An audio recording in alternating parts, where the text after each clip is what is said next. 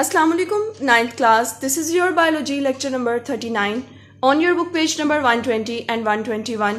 Students, today we will discuss the topic photosynthesis. This is the most important question which is recently asked by the examiner in the Gujranwala board and the other boards also. What is photosynthesis? तो पहले हम इस word को break करते हैं और इसका meaning देखते हैं. Photo means light and synthesis mean the production or formation of something. अब हम इसमें देखते हैं कि फोटोसिंथेसिस के प्रोसेस में किस चीज़ की प्रोडक्शन हो रही है और लाइट जो है वो कहाँ से आ रही है. तो इस सारे प्रोसेस को हम डिस्कस करेंगे फोटोसिंथेसिस में. Okay, these key points we will discuss today. Definition of photosynthesis, what is the biochemical nature of photosynthesis, its chemical equation, explanation, और एक्सप्लेनेशन में हम डिफरेंट की पॉइंट्स हैं उनको डिस्कस करते हैं. Okay, first of all photosynthesis का process जो है वो एनिमल्स में हो रही है, प्लांट्स में हो रहा है. तो पहले आपको इस चीज़ का पता होना चाहिए बच्चे. फोटोसिंथेसिस एक ऐसा प्रोसेस है जो कि सिर्फ और सिर्फ प्लांट्स में होता है. ठीक है, as you know plants are autotrophs. Autotrophs का ये मतलब होता है कि वो अपनी फूड खुद प्रिपेयर करते हैं, वो दूसरों पर डिपेंड नहीं करते.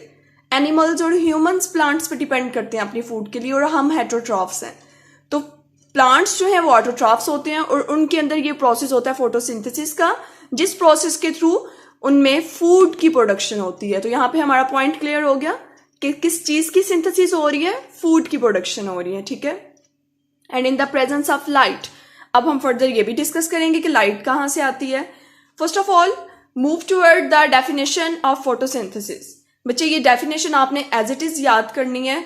अगर आपको डेफिनेशन क्लियर हो जाएगी तो इसकी केमिकल इक्वेशन हम खुद राइट कर सकते हैं. Photosynthesis is the synthesis of glucose from carbon dioxide and water in the presence of sunlight and chlorophyll with oxygen as a byproduct. Simple से इसमें कुछ जो है वो आपने कीवर्ड्स याद रखने हैं कि फोटोसिंथेसिस में किस चीज की सिंथेसिस हो रही है, ग्लूकोज की. ठीक है, ये पॉइंट हमारा यहाँ पे क्लियर होना चाहिए. ग्लूकोज यानी कि फूड बना के दे रहे हैं हमें प्लांट्स. तो फोटोसिंथेसिस में किस चीज की सिंथेसिस हुई, ग्लूकोज की. अब ये ग्लूकोज कहाँ से बना, जाहिर है ये प्रोडक्ट एक बना है तो इसके लिए कुछ रिएक्टेंट्स भी तो रिक्वायर्ड होंगे. तो वो रिएक्टेंट्स हमारे पास कार्बन डाइऑक्साइड जो कि एयर में प्रेजेंट होती है वो है, एंड वाटर. अब हम देखते हैं कि प्लांट्स कार्बन डाइऑक्साइड और वाटर कहाँ से लेते हैं ग्लूकोज बनाने के लिए. तो कार्बन डाइऑक्साइड तो हमें पता है एयर में प्रेजेंट है, और जो हम एक्सेल करते हैं, सांस बाहर निकालते हैं तो हम कार्बन डाइऑक्साइड एक्सेल करते हैं, वो प्लांट्स यूज करते हैं इस प्रोसेस के लिए. तो कार्बन डाइऑक्साइड तो इन्होंने एयर से ले ली, अब वाटर कहाँ से आएगा. तो इसके लिए हम यहाँ से देखते हैं बच्चे. यहाँ पे प्लांट्स को आपको पता है कि रूट्स जो होती हैं ना वो एंकर करके रखती हैं प्लांट को सॉइल में. ओके, इसके अलावा रूट्स का ये फंक्शन है कि ये वाटर को ऑब्जॉर्ब करती हैं, और रूट के ऊपर टाइनी हेयर्स होते हैं. ठीक है, जो उसको ऑब्जॉर्प्शन में, वाटर के ऑब्जॉर्प्शन में हेल्प आउट करते हैं और उसको जो है वो एक लार्जर सरफेस एरिया प्रोवाइड करते हैं. तो यहाँ पे हमने देखा कि फोटोसिंथेसिस में ग्लूकोज बन रहा है कहाँ से, कार्बन डाइऑक्साइड से और वाटर से. ठीक है, ये रिएक्टेंट्स हैं जो मिलके ग्लूकोज बनाते हैं in the presence of. Okay, इस प्रोसेस के लिए दो चीजों का होना बहुत जरूरी है, सनलाइट एंड क्लोरोफिल. ठीक है, अब सनलाइट तो ये ठीक है सन से आ रही है, प्लांट्स के ऊपर ये सनलाइट फॉल करती है, लीव्स उसको ऑब्जॉर्ब करते हैं और फोटोसिंथेसिस होती है. ठीक है, तो सनलाइट जरूरी है और क्लोरोफिल का होना जरूरी है. बच्चे व्हाट इज क्लोरोफिल? जैसे कि आपको पता है कि आपने 4th चैप्टर में डिफरेंट ऑर्गेनेलिज हमने पढ़ी थी. ठीक है, उसमें हमने एक ऑर्गेनेली पढ़ी थी क्लोरोप्लास्ट. ठीक है, और हमने वहां पे ये भी डिस्कस किया था कि chloroplast just present in plants, कि वो सिर्फ और सिर्फ प्लांट्स में प्रेजेंट होती है, और क्लोरोप्लास्ट लीव्स के अंदर है. ठीक है, उस ऑर्गेनेली के अंदर एक ग्रीन कलर का पिगमेंट होता है क्लोरोफिल, जो लीव्स को ग्रीन कलर प्रोवाइड करता है. ठीक है, तो अब यहाँ पे हमें ये क्लियर हो जाना चाहिए कि सनलाइट और क्लोरोफिल की प्रेजेंस में फोटोसिंथेसिस हो रही है with oxygen as a byproduct, और oxygen as a byproduct आ रही है जो हम रेस्पिरेशन के लिए यूज करते हैं. ओके, तो डेफिनेशन को हम एक दफा फिर से रिवाइज करते हैं. फोटोसिंथेसिस ऐसा प्रोसेस है जिसमें ग्लूकोज बनता है, किनको यूज करके, कौन से रिएक्टेंट्स हैं, कार्बन डाइऑक्साइड एयर से लेके और वाटर रूट से लेके, in the presence of sunlight. Sunlight उस पर फॉल करेगी और क्लोरोफिल उसके लीव्स में प्रेजेंट है। इन दोनों चीज़ों की प्रेजेंस में वो हमें ग्लूकोज और ऑक्सीजन बना के देंगे। ठीक है, ये हमारे बाय प्रोडक्ट्स हैं। Okay, now move toward the, I hope you will got it. Next move toward the biochemical nature of photosynthesis. अब इसकी बायोकेमिकल नेचर क्या है बच्चे? Photosynthesis is an anabolic process. ये एक एनाबॉलिक प्रोसेस है। और एनाबॉलिक प्रोसेस जो है वो कौन सा प्रोसेस होता है? ये भी हमने रिसेंटली पढ़ा हुआ है कि एनाबॉलिक प्रोसेस ऐसा प्रोसेस है जिसमें स्मॉलर मॉलिक्यूल्स मिलके लार्जर मॉलिक्यूल्स बनाते हैं। ठीक है, तो ये एक एनाबॉलिक प्रोसेस है and it is a component of bioenergetics. Photosynthesis जो है ये बायोएनर्जेटिक्स का कंपोनेंट है। और जैसे कि आपको पता है कि हमारा चैप्टर ही क्या है? बायोएनर्जेटिक्स, जिसमें हम एनर्जी की बात कर रहे हैं, जिसमें हम देखते हैं कि एनर्जी आती कहाँ से है, एनर्जी ट्रांसफॉर्म कैसे होती है लिविंग ऑर्गेनिजम्स में। तो ये एक प्रोसेस जो है फोटोसिंथेसिस, ये कंपोनेंट है बायोएनर्जेटिक्स का in living organisms. Next is that it is the most important biochemical pathway. Photosynthesis जो है एक मोस्ट इंपॉर्टेंट बायोकेमिकल पाथवे है। बच्चे पाथवे किस चीज को कहते हैं? बायोकेमिकल पाथवे का मतलब है कि एक पूरी सीरीज चल रही है, एक लंबा सा रिएक्शन है, उसके अंदर different chemical reactions takes place हो रहे हैं और वो केमिकल रिएक्शंस जो है कोऑर्डिनेटेड हैं, एक दूसरे के साथ लिंक्ड है, तो इसको बायोकेमिकल पाथवे कहते हैं। ठीक है, तो ये फोटोसिंथेसिस जो है ये एक बायोकेमिकल पाथवे है। ठीक है, जिसमें डिफरेंट केमिकल रिएक्शंस हो रहे हैं और वो केमिकल रिएक्शंस एक दूसरे के साथ कोऑर्डिनेटेड हैं and nearly all life depends on it. इस बायोकेमिकल पाथवे पे लाइफ जो है वो डिपेंड करती है, जो लिविंग ऑर्गेनिजम्स हैं।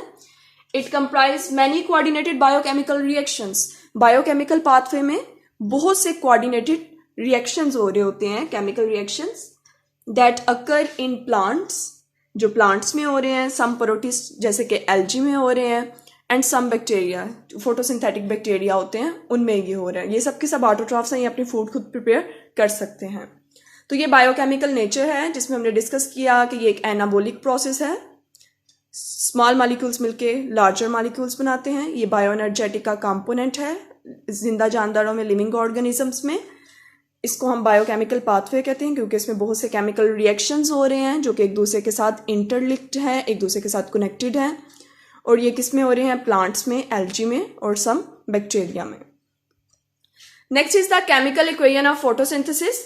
अगर आपको डेफिनेशन स्टूडेंट्स क्लियर है तो आप इजीली इक्वेशन को राइट कर सकते हैं। ठीक है, और इतना जो पोर्शन है ये शॉर्ट क्वेश्चन में भी आपसे पूछा जा सकता है। जैसे कि मैंने आपको बताया रिसेंटली ये गुजरांवाला बोर्ड में क्वेश्चन आया, हमसे पूछा गया था जी what is photosynthesis and write its balanced chemical equation. तो आपने डेफिनेशन और केमिकल इक्वेशन को राइट करना है। तो यहाँ पे इक्वेशन में इस साइड पे रिएक्टेंट्स हैं और ये हमारे पास प्रोडक्ट्स हैं। यहाँ से देख के हमें पता चल जाता है कि कार्बन डाइऑक्साइड और वाटर जो है वो ज़रूरी हैं, चाहिए हैं। किस लिए? For the formation of glucose. This is the formula of glucose C6H12 and O6। तो बच्चे ये हमारी इक्वेशन यहाँ पे अभी बैलेंस नहीं है। अगर हम इसको बैलेंस कर लेते हैं,